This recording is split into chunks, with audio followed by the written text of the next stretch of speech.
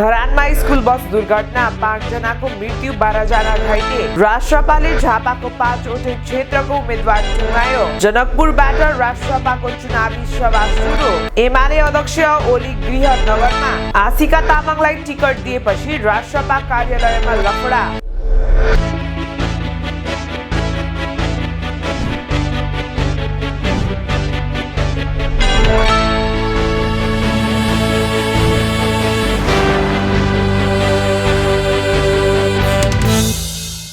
नमस्कार, यहाँहरूलाई स्वागत छ बीटीबी नेपालको न्यूज बुलेटिनमा। म मित्रता श्रेष्ठ। धरान उपमहानगरपालिका 13 स्थित 0 पोइन्ट नजिकै स्कुल बस दुर्घटना हुँदा 5 जनाको मृत्यु भएको छ भने 12 जना घाइते भएका छन्। धनकुटातर्फबाट धरानतर्फ आउँदै गरेको को 1 ख 7119 नम्बरको टाइम इन्टरनेसनल एकाडेमीको स्कुल बस ब्रेक फेल भई न्यू सभा मेडिकल एन्ड हेल्थ क्लिनिक भित्र ठोकिँदा दुर्घटना भएको प्रारम्भिक अनुसन्धानबाट खुलेको छ। दुर्घटनामा घाइते भएका 12 जनाको धरान उपमहानगरपालिका स्थित बीपी कोइराला स्वास्थ्य विज्ञान प्रतिष्ठानमा उपचार भइरहेको छ। घाइते मध्ये केहीको अवस्था सामान्य रहेको र सबैको उपचार जारी रहेको प्रहरीले जनाएको छ।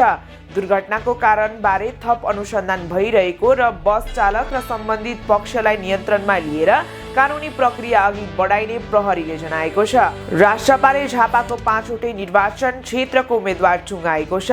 राष्ट्रपाले झापा प्रतिनिधि सभा क्षेत्र नम्बर 1 मा निशा डाङ्गी, 2 मा इन्दिरा राणा, 3 मा प्रकाश पाठक, 4 मा शम्भु ढकाल र 5 मा बालेन्द्र शाह बालेनलाई टिकट दिएको छ।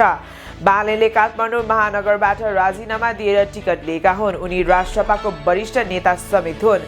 राणा निवर्तमान सभामुख हुन्। डाङ्गी यस अघि समानुपातिक सांसद थिइन्। पाठक राष्ट्रपा जिल्ला सभापति हुन्। अघिल्लो चुनावमा पनि उनी उम्मेद्वार थिए। ढकाल राष्ट्रपा जिल्ला सचिव हुन्। झापाको 5वटै क्षेत्रको उम्मेद्वार टुङ्गिएको छ। बालेन पनि झापाबाटै चुनाव लड्न आउँदै हुनुहुन्छ, जिल्ला सभापति पाठकले भने। बालेनले एमाले अध्यक्ष केपी ओली सहितसँग प्रतिस्पर्धा गर्दैछन्। राष्ट्रिय स्वतन्त्र पार्टीको विशेष चुनाव सभा जनकपुर धाम स्थित तरहु तियागासीमा सुरु भएको छ। परिवर्तन उद्घोष सभा नाम दिएको यस कार्यक्रममा सहभागी हुन हजारौंको संख्यामा सर्वसाधारण र पार्टी कार्यकर्ताहरू उपस्थित भएका छन्। कार्यक्रममा राष्ट्रपाका वरिष्ठ नेता एवं काठमाडौँका निवर्तमान मेयर बालेन शाह र पार्टी सभापति रवि लामिछानेले केही बेरमा विशेष सम्बोधन गर्ने कार्यतालिका रहेको छ। बालेन शाहले राष्ट्रपा प्रवेश गरेपछि यो पहिलो सार्वजनिक राजनीतिक मन्तव्य हुनेछ। सभालाई सम्बोधन गर्नुअघि दुवै नेताले मञ्चबाट उपस्थित जनसागरलाई अभिवादन गरेका थिए। कार्यक्रम स्थलमा घण्टी, चुनाव चिन्ह सहितका झण्डाहरू फरफराइरहेका छन् भने समर्थकहरूले बालेन र रविको पक्षमा नाराबाजी गरिरहेका छन्। फागुन 21 गते हुने प्रतिनिधि सभा निर्वाचनमा झापा क्षेत्र नम्बर 5 बाट उम्मेदवारी दिने घोषणा गरेका बालेनले मधेसको मुटु जनकपुरबाट आफ्नो औपचारिक चुनावी यात्रा थालनी गरेका हुन्।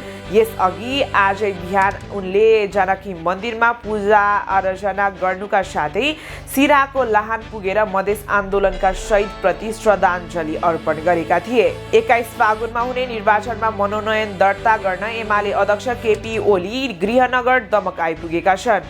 2048 साल यता चुनावी प्रतिस्पर्धा गर्दै आएको निर्वाचन क्षेत्र झापा 5 मा ओली सोमबार आएका हुन्। मंगलबार हुने मनोनयनका लागि उनी झापा दमक आइपुगेका हुन्।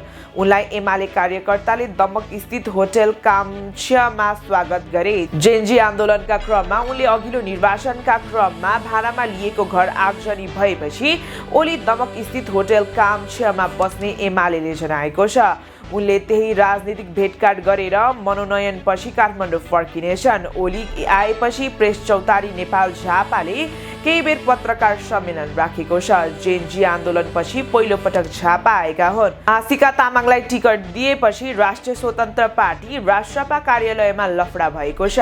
सोमबार राष्ट्रपाले धादिङ क्षेत्र नम्बर 1 को उम्मेद्वारको रूपमा आशिकालाई अघि बढाउने निर्णय गरेको थियो। उक्त क्षेत्रमा श्रवण त्रिपाठी, रामकुमार ढुङ्गाना, ध्रुव रेग्मी, राजकुमार थपलिया लगायत आकांक्षी थिए।